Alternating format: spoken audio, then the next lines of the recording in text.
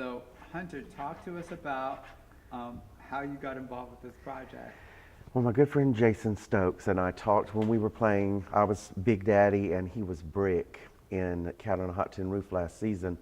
And we've just worked in a lot of shows together, and we really enjoy working with each other. And he said, have you heard of this place, Sleuth? And I said, well, yeah, that's kind of an old chestnut that I've heard of before. And he said, well, I think we would be really good in this. And I said, well, let me go. I've got a copy of it. Let me go read it. And I sat down and read it. And I was familiar with the 1972 movie with Michael Caine and Laurence Olivier. And I was like, those are some pretty big names for two people to do a play. And then Michael Caine actually made a remake of it with him playing the Laurence Olivier part and Jude Law playing the part that Michael Caine originally played in 2006, I believe. But they streamlined it and changed it a lot. But I thought, there's some big shoes to fill, and this is a big, it's got to work off of us. It's a character-driven thing.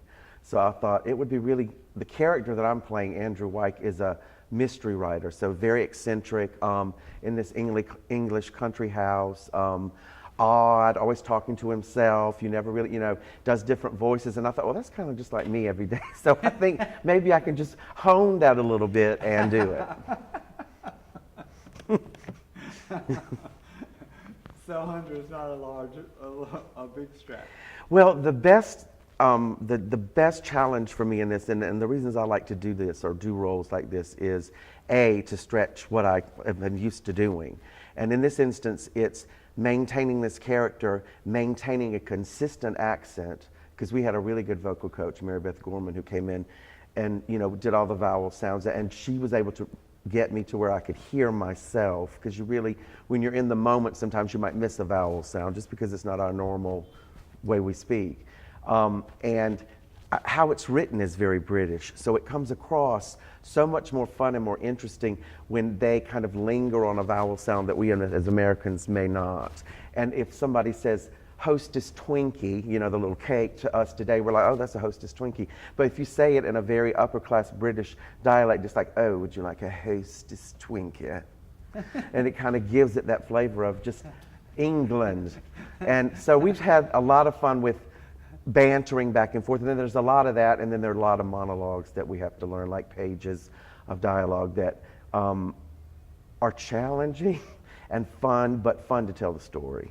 And so, Hunter, same question. Do you find that you're using this British accent when you're at home? I will tell the truth. This is the honest truth. I teach adjunct Theater 200 at USC in Aiken on Tuesdays and Thursdays. And I have a CD of the British dialect that was in my car that I listen to as I'm driving to kind of listen to the vowel sounds and everything. So I was driving up there one morning, and I got out of the car and went on into my class and taught my first class. And I noticed my students were kind of looking at me like, and I thought, well, maybe they're off today or something. And finally, one of them, as they left, said, you realize you spoke in a British dialect the entire class today. And I was like, no, but thanks for telling me. So yes, I have done that. I did. That's really been into your Well, role. it just kind of ingrained in my brain, and I just switched on and went in there and just did it like that and didn't even think about it. It's great. So that guarantees the audience is in for a big treat here. Well, I think what is so exciting about this show, and it's like Jason kind of hinted at in his interview, is that we hadn't had, it's such a small cast. I came off of Ragtime where there were 32 people on the stage to 2 people. There's 3, just very few. The stage manager, Jason, and the director. So I'm always looking around, where are the other people? And it really made us focus. And we hadn't had a lot of feedback till we had our first audience. And when we did, I thought during the rehearsal process, they'll probably laugh at this. Or maybe somebody will gasp if we're lucky at this. But we didn't really have that until the opening night, and they, things like that happened. When something happened, lady went, or when they laughed at a certain line that I've always thought was funny. So that was such a reward after thinking those things, to have a live audience kind of appreciate and go along with us on that trip. So were there some surprises from the live audience? Oh my gosh, yes, and surprises on stage too. There comes a part in the show where there's an ornament, it's not up there now, that's on the mantelpiece that I'm supposed to smash. And so we have a different one every night. So they let me choose. So I picked this little white ornament that was like a Buddha or something. And I went to throw it opening night, and it just bounced and bounced and bounced and bounced. And so I was like, unbreakable. And the audience just cracked out laughing.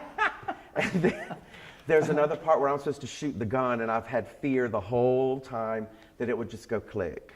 And I said, if that happens, we've got a backup noise on tape that they can do, but there'll obviously be a delay. So I thought, I am not going to allow this gun to do this. So I go click, and the audience just is sitting there, click, and I just hit it. Click, and it shot, and I went, better late than never. And they laughed at that. So they kind of went with us on this trip, because, live theater, you never know what's going to happen. And that's just kind of part of the fun of it. We don't get to cut and retake. And I guess if you do it in the character. Yeah, if you keep it going, and then it's like Jason and I walk off stage after the first act, and they're like, we got through Act 1, and it's like a joyous thing. And then after the show, we're like, we did it. So it's so much fun and such a relief, but it's just the two of us on this set, kind of like, and this is supposed to be my home for 2 hours, and it actually is. So if you had to say anything, Hunter, to the folks at home to encourage them to want to see this, you've already opened. Yes. And I think you'll have fun. I think you'll follow the mystery and wonder what's coming next.